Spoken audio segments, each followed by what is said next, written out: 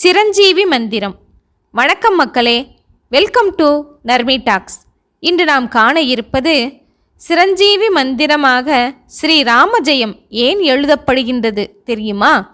ராமனுக்கும் ராவணனுக்கும் 18 நாள் நடந்த போரில் ராவணன் கொல்லப்பட்டான். ராமன் வெற்றி பெற்ற செய்தியை சீதைக்கு தெரிவிக்க மூச்சிறைக்க ஓடி வந்தார் அனுமன்.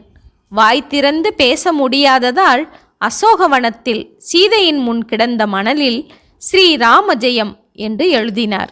அதை பார்த்த சீதை அளவில்லாத மகிழ்ச்சியடைந்தாள். அன்று முதல் ராம பக்தர்களின் மகா மந்திரமாக ஸ்ரீ ராமஜெயம் ஆகிவிட்டது. கோடிக்கணக்கில் ஸ்ரீராமஜெயம் எழுதியும் சொல்லியும் வருகின்றனர்.